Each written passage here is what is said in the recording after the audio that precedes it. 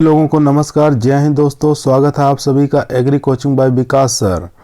चलिए आज शुरू करते हैं। एग्रीकल्चर के जो 25 क्वेश्चन हैं जो हर एग्जामों में कहीं ना कहीं आपको देखने को मिला है, ये जो क्वेश्चन हैं इतने इम्पोर्टेंट हैं कि हर एग्जामों में एक या दो क्वेश्चन इससे आए हुए हैं और हर एग्जामों में बार बार पूछा हुआ है।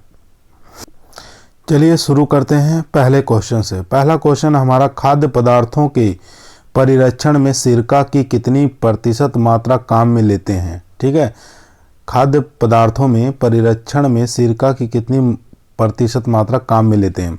2 से 3%, 5 से 7%, 10 से 12% या 12 से 15%।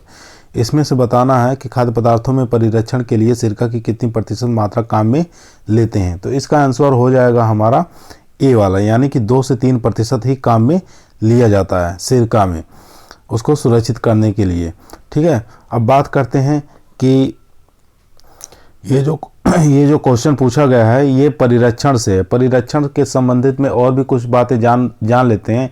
जैसे कि जेली बनाने के लिए पूछता है कि कौन सा फल सबसे उपयुक्त माना गया है। तो जेली बनाने के लिए सबसे उपयुक्त जो फल माना गया है वो अमरूद का होता है। लेकिन अगर यही क्वेश्चन घुमा के पूछता है, जैसे जैम बनाने के लिए सबसे उपयुक्त फल बताइए, तो जैम बनाने के लिए सबसे उपयुक्त जो फल होता है सेब का होता है।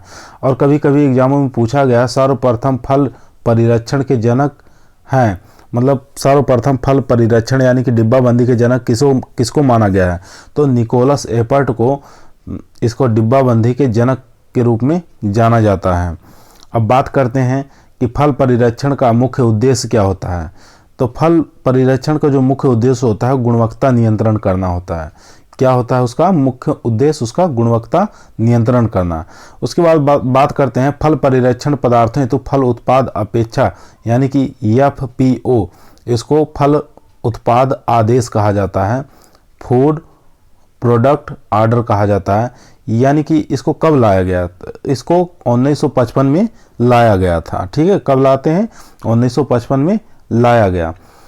अब बात करते हैं कि कैंडी और मुरब्बा बनाने के लिए सबसे अच्छा फल किसे माना जाता है। तो कैंडी और मुरब्बा बनाने के लिए, जैसा कि जानते हैं, मुरब्बा बनाने के लिए आंवले का ही प्रयोग किया जाता है, लेकिन कैंडी बनाने के लिए सबसे अच्छा जो फल माना गया है बेर का माना गया है। ठीक है, कभी कभी बहुत सारे एग्जामों में पूछा गया कि भारत में सबसे ज़्यादा अचार बनाया जाता है, किस फल का अचार भारत में सबसे ज़्यादा बनाया जाता है। तो भारत में सबसे ज़्यादा जो अचार बनाया जाता है वो केरी का यानी कि कच्चे आम का ही बनाया जाता है। अगर यही क्वेश्चन पूछ लेता है विश्व में सबसे ज़्यादा अचार किसका बनाया जाता है, तो पूरे विश्व में यानी कि संसार के अंदर सबसे ज़्यादा जो अचार है वो खीरे का बनाया जाता है। ठीक है, सॉस पूछता है, सॉस और केचप कौन से फल से बनाया जाता है, तो टमाटर से बनाया जाता है।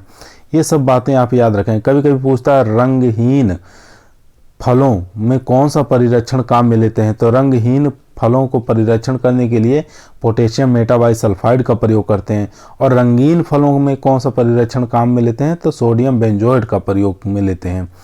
ये सब बातें याद रखेंगे, इसमें फल परिरक्षण से संबंधित कोई भी क्वेश्चन आ सकता है। अब बात करते हैं क्वेश्चन नंबर 2 की, यानी कि पूसा केतकी उन्नत किस्म है। इसमें से बताना है कि पूसा केतकी जो है ये किसकी उन्नत किस्म है। फूल गोभी की है, गाजर की है, मूली की है यानी कि भिंडी की है। चारों में से आप बताइए पूसा केतकी किसकी उन्नत किस्म है। तो इसका आंसर हो जाएगा ए वाला, यानी कि फूल गोभी का। पूसा केतकी किसकी वैरायटी है? फूल गोभी की है। चलिए बात करते हैं गोभी के बारे में कुछ जानकारी। जैसे कभी कोई पूछता है फूल गोभी का वैज्ञानिक नाम क्या होता है, तो फूल गोभी का वैज्ञानिक नाम होता है ब्रेसिका ओलेरेसिया वेराइटी बोट्राइटिस। क्या नाम होता है? Brassica oleracea variety botrytis. और पत्ता गोभी का कभी कभी पूछता है, पत्ता गोभी का वैज्ञानिक नाम क्या होता है, तो ब्रेसिका ओलेरेसिया वेराइटी कैपिटाटा हो जाएगा। गांठ गोभी का अगर पूछे तो ब्रेसिका ओलेरेसिया वेराइटी कोलोरापा हो जाएगा। ये तीनों गोभी का वैज्ञानिक नाम आप याद रखेंगे। बात करते हैं फूल गोभी की जो सीड रेट कितनी लगती है। तो जनरल रूप से सीड रेट इसकी 400 से 500 ग्राम प्रति हेक्टेयर सीड लगता है। अगर अगेती बुआई कर रहे हैं फूल गोभी की तो उसके अंदर सीड रेट थोड़ा ज़्यादा लगेगा, उसमें लग जाएगा 600 से लेकर 700 ग्राम प्रति हेक्टेयर सीड लगेगा। अब बात करते हैं पत्ते में एक ब्लांचिंग होता है ना। ब्लांचिंग वैसे तो कहते हैं कि जब इसको सब्जियों को धोया जाता है हल्के गुनगुने पानी में तो उसको ब्लांचिंग करना कहते हैं, लेकिन फूल गोभी में खड़ी फसल में एक ब्लांचिंग क्रिया होती है, यानी कि उसी के पत्ते को तोड़कर फूल गोभी के ऊपर ढक देना उसको ब्लांचिंग कहा जाता है। ठीक है, पत्तों से ढकना कह सकते हैं, तो उस क्रिया को क्या कहते हैं, ब्लांचिंग कहा जाता है। अब यहाँ पर कुछ जानकारी हम गाजर के बारे में कर लेंगे जो एग्जामों में बार बार पूछता है, यानी कि गाजर कौन से फैमिली का है, तो अम्बेलिफेरी फैमिली का है ये, अम्बेलिफेरी। और इसकी बात करें वैज्ञानिक नाम की, डोकस कैरोटा इसका वैज्ञानिक नाम होता है। गाजर के अंदर कौन सी विटामिन पाई जाती है, तो गाजर के अंदर विटामिन ए अधिक मात्रा में पाई जाती है। और बात करते हैं, कभी कभी एग्जाम में पूछा है गाजर का लाल रंग किसके कारण होता है, तो गाजर का लाल रंग जो होता है एंथोसाइनिन के कारण होता है। किसके कारण गाजर का लाल रंग होता है, एंथोसाइनिन के कारण होता है। कभी कभी यही क्वेश्चन घुमा के पूछ लेता है कि गाजर का जो पीला रंग होता है किसके कारण होता है, तो कैरोटीन के कारण उसका गाजर का रंग पीला कलर होता है। अब देखिए यहाँ पर पूछा था पूसा केतकी किसकी वैरायटी है, फूलगोभी की। कभी कभी यही पूछ देता है पूसा चेतकी, यानी कि पूसा चेतकी किसकी वैरायटी है, तो पूसा चेतकी अगर पूछेगा तो वो हो जाएगा मूली की। तो पूसा चेतकी किसकी वैरायटी है, मूली की है। ठीक है, और कभी कभी पूछता है कि भिंडी का वैज्ञानिक नाम बताइए, तो वैज्ञानिक नाम इसका हो जाएगा भिंडी का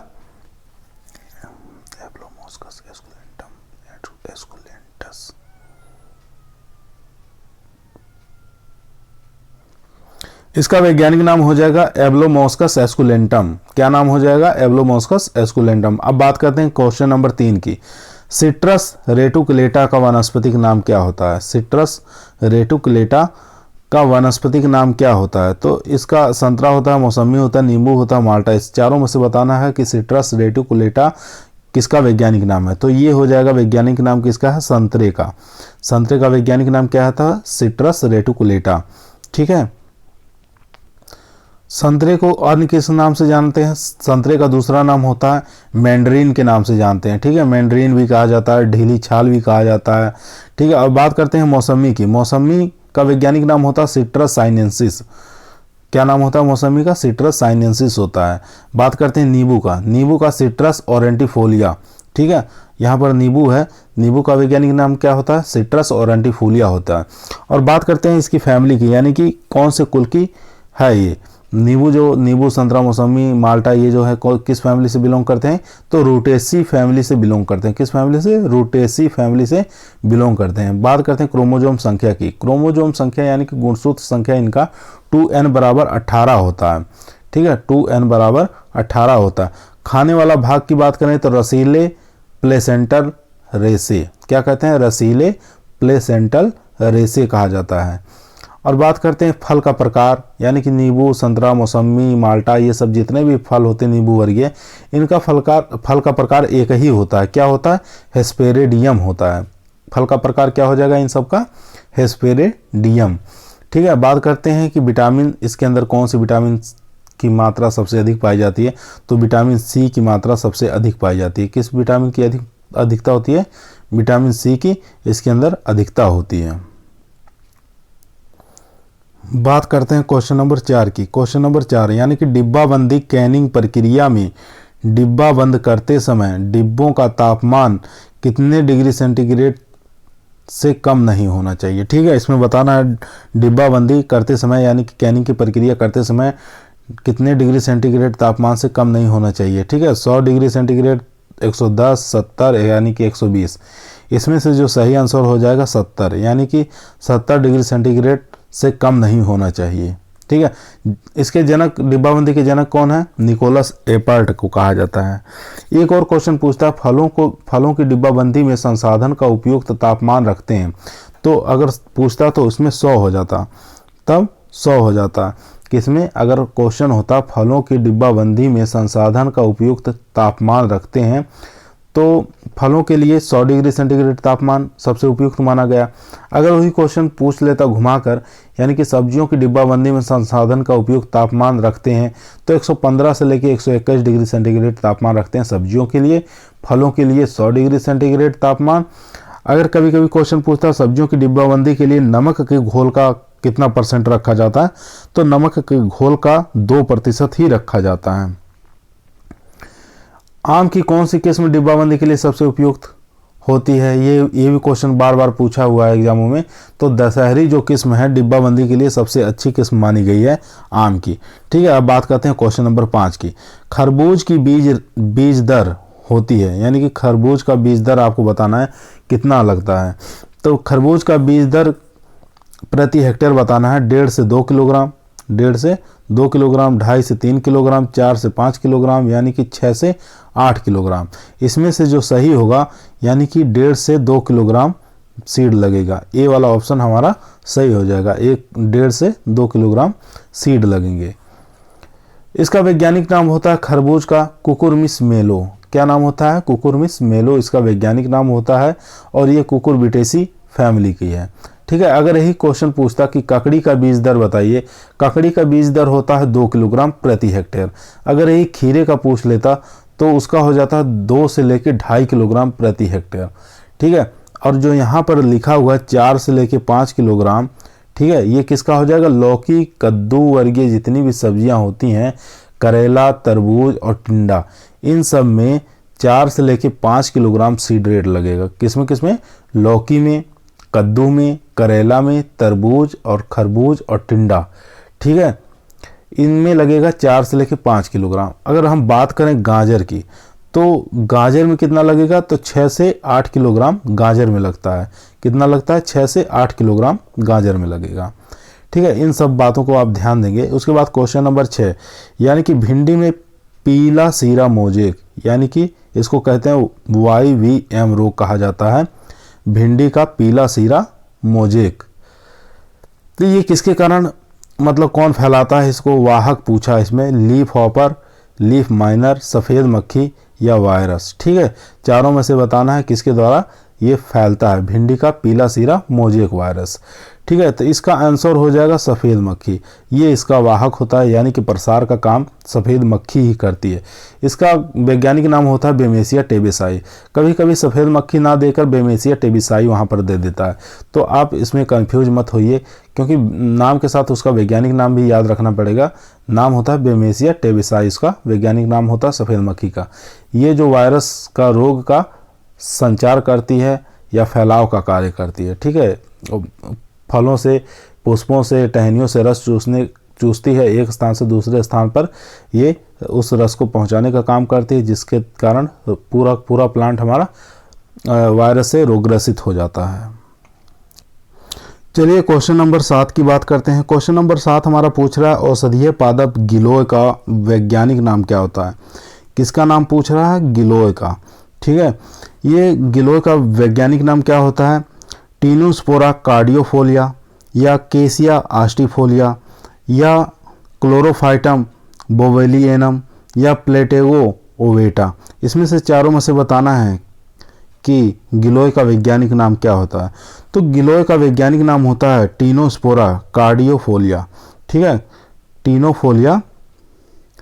टीनोस्पोरा कार्डियोफोलिया, ये इसका गिलोय का वैज्ञानिक नाम होता है। अब बात करें सेकंड नंबर पे, बी वाला आंसर जो है ये सनाय का होता है, जिसको सोनामुखी कहा जाता है। ठीक है, केसिया आस्टिफोलिया किसका होता है? सनाय का, यानी कि सोनामुखी का होता है। उसके बाद बात करते हैं क्लोरोफाइटम बोवेलियनम, सी वाला जो है ये होता है सफ़ेद मूसली का, यानी कि इसका दूसरा नाम होता है शिलाजीत भी कहते हैं इसको। उसके बाद डी वाला जो है प्लेटेगो ओवेटा, ये वैज्ञानिक नाम होता है इसबगोल का, यानी कि इसबगोल जो है ये भी हमारा औषधीय के रूप में प्रयोग में लिया जाता है।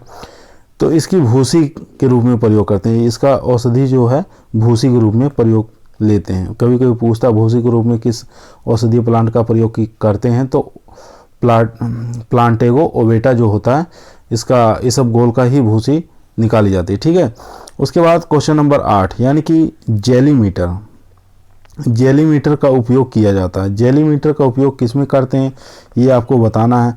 पैक्टिन परीक्षण में करते हैं, कि TSS की मात्रा ज्ञात करने में करते हैं, कि पैक्टिन मिश्रण फल रस छानने हेतु करते हैं, कि उपरोक्त में से सभी करते हैं। तो इसका आंसर हो जाएगा सी वाला, यानी कि पैक्टिन मिश्रण फल का रस छानने में करते हैं। किस में करते हैं? पैक्टिन मिश्रण रस छानने के अंदर किया जाता है। सॉरी, इसका आंसर ये नहीं होगा, इसका आंसर हो जाएगा ए वाला, यानी कि जेलीमीटर में प्रयोग करते हैं पैक्टिन परीक्षण के लिए। ठीक है, जेलीमीटर किस में प्रयोग करते हैं? पैक्टिन परीक्षण में किया जाता है। ठीक है, पैक्टिन मिश्रित फल रस छानने में किसका करते हैं? जेली बैग का करते हैं। जेली बैग का उपयोग करते हैं पैक्टिन मिश्रण फल रस को छानने के लिए। और टीएसएस की मात्रा ज्ञात करने के लिए किसका करते हैं? रेफ्रेक्टोमीटर, जिसको ब्रिक्स मीटर कहा जाता है, उसमें टीएसएस की मात्रा ज्ञात करने के लिए इसका प्रयोग में किया जाता है। अब बात करते हैं क्वेश्चन नंबर 9 की, यानी कि आलू में कंद बनने के लिए उपयुक्त टेम्परेचर कितना होना चाहिए। आलू में कंद बनने के लिए टेम्परेचर कितना होना चाहिए? 17 से लेकर 19 डिग्री सेंटीग्रेड तापमान होना चाहिए। कितना? 17 से 19 डिग्री सेंटीग्रेड। अब बात करते हैं आलू का वैज्ञानिक नाम क्या होता है। सोलेनम ट्यूबरोसम इसका वैज्ञानिक नाम होता है। और किस फैमिली से? ये सोलेनेसी फैमिली से।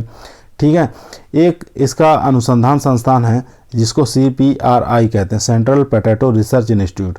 ये कहाँ पर है? कुफरी शिमला के अंदर है, जो कि हिमाचल प्रदेश में पड़ता है। और कभी कभी पूछता है आलू का जो हरा रंग है किसके कारण होता है, तो आलू का जो हरा रंग होता है वो सोलेनिन के कारण होता है, यानी कि सूर्य का प्रकाश के कारण सोलेनिन नामक पदार्थ का निर्माण हो जाता है, जिसके कारण क्या होता है? आलू हरा हो जाता है। कभी कभी पूछता है प्रवर्धन किसके द्वारा करते हैं? सीड द्वारा करते हैं। किसके द्वारा करते हैं? ट्यूबर द्वारा करते हैं, कलम द्वारा। तो इसमें ट्यूबर द्वारा ही इसका प्रवर्धन किया जाता है आलू का। चलिए क्वेश्चन नंबर 10, करेले का वानस्पतिक नाम क्या होता है। अब यहाँ पे बताना है करेले का वैज्ञानिक नाम क्या होता है। तो करेले का जो वैज्ञानिक नाम हो जाएगा कुकुरमिस सेटाइवस, मोमोडिका चाइनेंसिया, कुकुरबिटा मोस्चाटा या कुकुरमिस, इसमें से बताना है कौन सा वैज्ञानिक नाम होता है करेले का। तो करेले का वैज्ञानिक नाम होता है मेमोडिका चाइनेंसिस। क्या हो जाएगा? मेमोडिका चाइनेंसिस हो जाएगा, यानी कि ये बी वाला ऑप्शन हमारा एकदम सही है। ठीक है, बी वाला मोमोडिका चाइनेंसिया इसका वैज्ञानिक नाम हो जाएगा किसका? करेले का। अब बात करते हैं कुकुरबिट में बीटा, ये जो होता है ये काशी फल का होता है। ठीक है, ये जो यहाँ पर लिखा है सी वाला कुकुरबिटा मोस्चाटा, ये हो जाएगा आपके काशी फल का। अब खरबूज का क्या होता है? खरबूज का कुकुरमिस मिलो होता है। कुकुरमिस मिलो यानी कि डी वाला, ये हो जाएगा खरबूज का होता है। अब बात करते हैं कि एक किसान है, वो 2 हेक्टेयर क्षेत्र में आम के आम्रपाली किस्म का बगीचा वर्गाकार विधि से लगाना चाहता है, तो किसान को आम के कितने पौधे की आवश्यकता होती है। ठीक है, अगर 2 हेक्टेयर क्षेत्र में आम की आम्रपाली किस्म लगा रहा है, तो वो भी वर्गाकार विधि से, तो उसको कितने पौधों की आवश्यकता होगी ये आपको बताना है। ठीक है, इसमें हो जाएगा यानी कि 3200 आंसर हो जाएगा। 1 हेक्टेयर के लिए कितने पौधे लगते हैं? 1600 पौधे लगते हैं। 2 हेक्टेयर की कितने हो जाएंगे? 3200 हो जाएंगे, क्योंकि आम्रपाली जो वैरायटी है ये सबसे कम डिस्टेंस पर लगाया जाता है। वैसे पौधे जो आम के होते हैं 10 × 10 पर लगाते हैं, यानी कि पौधे से पौधे की दूरी 10 मीटर और लाइन से लाइन की दूरी 10 मीटर रखते हैं। तो इस हिसाब से अगर लगाते हैं तो 1 हेक्टेयर में 100 पौधे लगते हैं। लेकिन आम्रपाली की वैरायटी जो होती है इसके 2.5 × 2.5 रखते हैं, है ना, 2.5 × 2.5 मीटर पर रखते हैं। तो इस हिसाब से अगर पौधे लगाएंगे 1 हेक्टेयर में तो 1600 पौधे हमारे लगेंगे। तो यहाँ पर 2 हेक्टेयर के लिए पूछ रहा है, तो 2 हेक्टेयर के लिए हमारे 3200 पौधे हो जाएंगे। अब बात करते हैं सनाय का कुल होता है। सनाय का कुल होता है, सनाय का कुल बताना इसमें से कौन सा होता है। तो फेबेसी होती है, इसकी सनाय की जो फैमिली होती है यो फेबेसी होता है। फेबेसी को कह सकते हैं, लेग्यूमिनेसी भी कह सकते हैं। ठीक है, लेग्यूमिनेसी कह सकते हैं या फेबेसी कह सकते हैं। और अश्वगंधा की कौन सी होती है? अश्वगंधा की ये हो जाएगी सोलेनेसी हो जाएगी। सफ़ेद मूसली का कभी कभी पूछता है या ग्वारपाठा का पूछ लेता है, तो लिली ऐसी किसकी होती है? सफ़ेद मूसली की होती है और ग्वारपाठा की होती है। ठीक है, एलोवेरा जिसको कहते हैं। और गिलोय का क्या हो जाता है? फैमिली मिमोर, इसमें देख लीजिए डी वाला, इसका डी वाला हो जाएगा मेनी सर्मिएसी, ठीक है, मेनी सर्मिएसी, इसकी गिलोय की हो जाएगी ये। चलिए क्वेश्चन नंबर बात करते हैं 13 की, क्वेश्चन नंबर 13 की। 13 देखते हैं क्वेश्चन नंबर क्या हो जाएगा। 13 पूछ रहा है पपीते का उद्यान लगाते समय, पपीते का उद्यान लगाते समय फल वृक्षों में नर और मादा का अनुपात रखते हैं, यानी कि मेल और फीमेल का अनुपात कितना रखते हैं ये आपको बताना। 10:1 रखते हैं, 20:1 रखते हैं, 1:10 रखते हैं, 1:20 रखते हैं। यानी कि हम पहले क्वेश्चन को ध्यानपूर्वक पढ़ेंगे कि पहले क्या पूछ रहा है। पहले पूछ रहा है नर, यानी कि मेल पूछ रहा है, उसके बाद पूछ रहा है फीमेल, यानी कि आप लोग जानते हैं 10:1 होता है, ठीक है। यहाँ पे नर को आगे कर दिया है, इसलिए नर जो हो जाएगा 1 रखते हैं और 10 पौधे फीमेल के रखते हैं, ठीक है। 10 पौधों में एक नर पौधा रखा जाता है, तो इसका आंसर जो हो जाएगा यानी कि सी वाला सही है, 1:10 रखते हैं। बात करते हैं पपीता का। पपीते का वैज्ञानिक नाम होता है कैरिका पपाया, ठीक है। इसको गृहवाटिका के रूप में भी लगाया जा सकता है। इसकी फैमिली जो होती है कैरिकेसी होती है। बात करते हैं क्रोमोसोम नंबर की, तो गुणसूत्र संख्या जो होता है 2n = 18 होता है, ठीक है। इसका खाए जाने वाला भाग होता है मीजोकार्प। लगभग वसा रहित फल है, इसके अंदर वसा एकदम नहीं रहती है। और इसका प्रवर्धन जो होता है सीड द्वारा ही लगाया जाता है, ना कि हम कलम द्वारा लगा सकते हैं। कलम द्वारा हम लगा ही नहीं सकते इसको, इसका सिर्फ प्रवर्धन सीड द्वारा ही होता है। यह खजूर में भी लागू होता है, ठीक है। ये जो नर और मादा का अनुपात है ये खजूर के अंदर भी यही अनुपात से लगाते हैं, यानी कि एक नर रहेगा 10 फीमेल रहेंगी इसमें, ठीक है। दोनों ही मित्र कह सकते हैं इसको। और खजूर जो होती है ये डायोसियस होती है, यानी कि एक लिंगी होती है ना। वही हाल पपीता का भी है, पपीता भी डायोसियस गायनोडायोसियस ये दोनों प्रकार के होते हैं, एक लिंगी होता है। पपेन पपीता से ही प्राप्त किया जाता है, ठीक है। लाल रंग जो पपीता का होता है लाइकोपीन के कारण होता है, और पीला रंग जो होता है कैरिका जेंथिन के कारण होता है। एग्जाम में पूछता है कि पपीता का पीला रंग किसके कारण होता है, तो कैरिका जेंथिन के कारण इसका पीला रंग होता है। लाल रंग जो पपीते का होता है, जैसे ताइवान वैरायटियाँ जो होती हैं, ये वैरायटियों का फल का कलर जो होता है रेड कलर का होता है ना, तो वो जो लाल रंग होता है लाइकोपीन के कारण होता है। जो पीला कलर होता है पपीते के अंदर कैरिका जेंथिन के कारण होता है। ये दोनों पॉइंट आप याद रखेंगे। अब बात करते हैं क्वेश्चन नंबर 14 की। भारत में फल एवं सब्जी का कितना प्रतिशत भाग बिना उपयोग किए ही खराब हो जाता है ना। भारत में ऐसे कितने प्रतिशत हैं जहां पर फल और सब्जी बिना उसका उपयोग किए ही खराब हो जाते हैं। 2%, 15 से 20%, 6 से 7%, 25 से 30%। तो इसका आंसर हो जाएगा 25 से 30%। यानी कि भारत में ऐसा अभी भी है कि फल और सब्जी बिना उपयोग किए 25 से 30% खराब हो जाते हैं। अगर ही परिरक्षण होता तो इसमें 2% हो जाता ना 2% हो जाता। अगर वहां पे क्वेश्चन बनता भारत में फल और सब्जी उत्पादन में कितना प्रतिशत भाग परिरक्षण में काम में लेते हैं, तो वहां पे हो जाता आंसर 2 से 3%, ठीक है। अगर यही क्वेश्चन पूछ लेता जेली बनाने के लिए उपयुक्त फल, तो अमरूद का प्रयोग किया जाता है, ठीक है। अब बात करते हैं क्वेश्चन नंबर 15। अमरूद में ब्रोंजिंग रोग किस पोषक तत्व की कमी के कारण होता है। आपको बताना है अमरूद के अंदर जो ब्रोंजिंग रोग होता है वो किस पोषक तत्व की कमी के कारण हो जाता है। अमरूद में ब्रोंजिंग जो होता है जेडन की कमी के कारण होता है, बोरान की कमी के कारण होता है, फास्फोरस या कॉपर की कमी से, इसमें चारों से बताना है। तो इसका आंसर जो सही हो जाएगा जेडएन, यानी कि जस्ता या जिंक की कमी के कारण ब्रोंजिंग हो जाता है अमरूद के अंदर। अगर कॉपर की बात करें, कॉपर यानी कि Cu, तो डाईबैक रोग हो जाता है इसके अंदर। नींबू वर्गीय फल जो होते हैं उसमें डाईबैक रोग हो जाता है, वो कॉपर की कमी के कारण हो जाता है। अगर जो फल फट जाते हैं, जैसे टमाटो में फल फट जाते हैं, अनार में फट जाते हैं, और भी ऐसे बहुत सारे फ्रूट हैं जिसके अंदर फल फट जाते हैं, तो वो फटते हैं किसके कारण, बोरान की कमी के कारण फट जाते हैं। किसकी, बोरान की कमी के कारण फलों का फटना या नेक्रोसिस या उत्तक क्षय, इस प्रकार की बीमारियां जो होती हैं बोरान तत्व की कमी के कारण हो जाती हैं। बात करते हैं क्वेश्चन नंबर 16 की। फल परिरक्षण की अस्थायी विधि में चीनी शर्करा की सांद्रता रखी जाती है।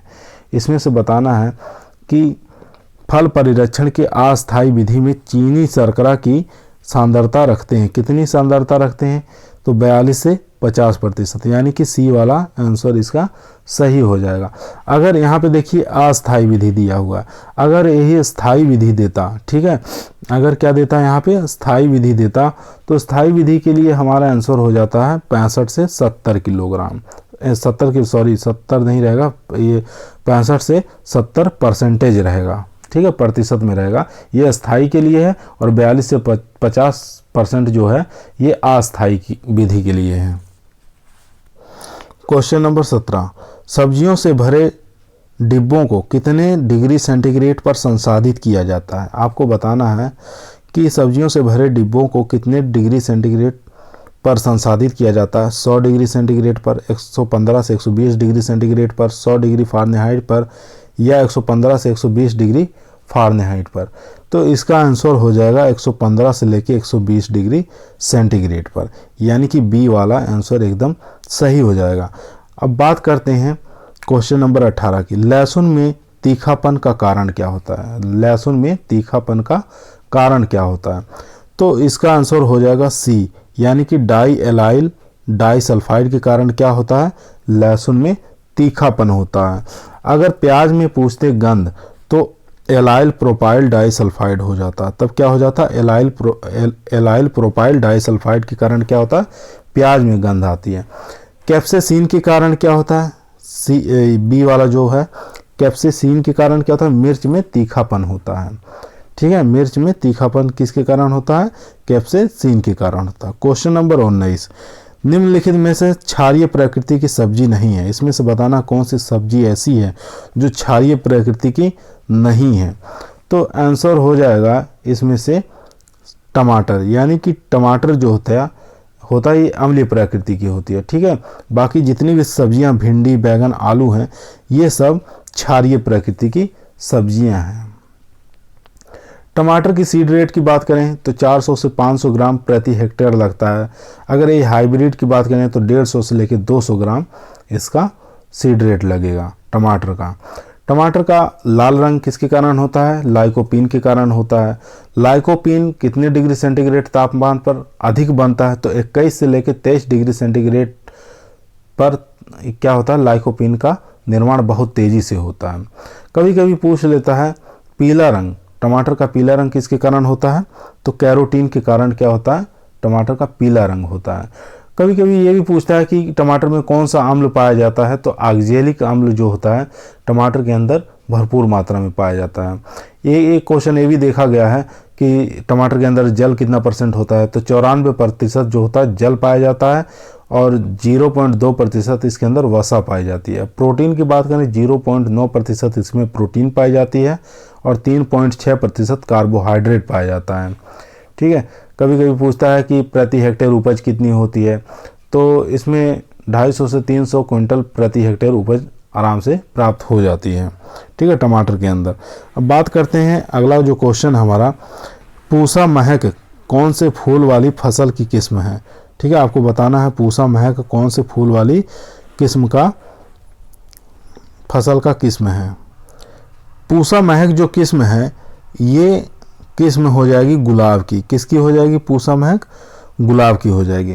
गुलाब की और भी किस्में हैं जैसे पूसा शताब्दी, पूसा अजया, पूसा मोहिनी, पूसा कोमल, पूसा अरुण, ये सब जितनी भी किस्में हैं ये IARI द्वारा निकाली गई हैं, ठीक है।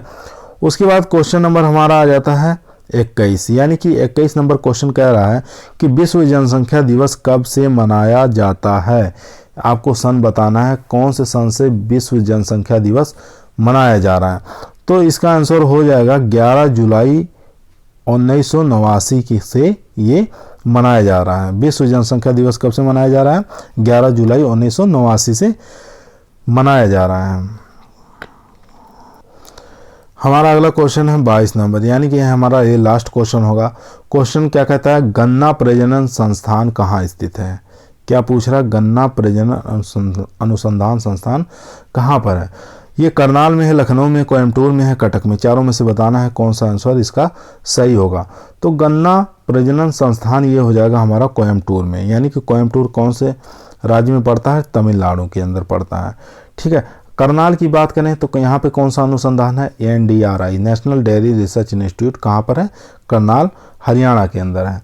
अब बात करें लखनऊ के अंदर क्या है? भारतीय गन्ना अनुसंधान संस्थान अगर पूछता तो कहाँ पे हो जाता? लखनऊ के अंदर हो जाता।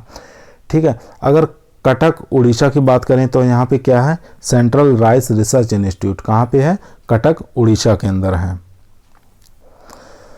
आज की हमारे 22 क्वेश्चनों की सीरीज यहीं पे समाप्त होती है। अगर आपको आज के क्वेश्चन समझ अच्छे से आए हों तो कमेंट करिए, लाइक करिए और इस चैनल को अधिक से अधिक सब्सक्राइब करिए, ताकि इस प्रकार के क्वेश्चन हम हमेशा लाते रहें। और जो लोग इस समय बीएड एंट्रेंस एग्रीकल्चर से तैयारी कर रहे हैं, जो लोग एग्ज़ाम देना चाहते हैं एंट्रेंस की, तो उनके लिए जो 50 क्वेश्चन आते हैं, इसी क्वेश्चन से इसी प्रकार के क्वेश्चन हमेशा बनते हैं और इसी प्रकार के जो क्वेश्चन बनेंगे हम बीएड एंट्रेंस वालों के लिए लाते रहेंगे।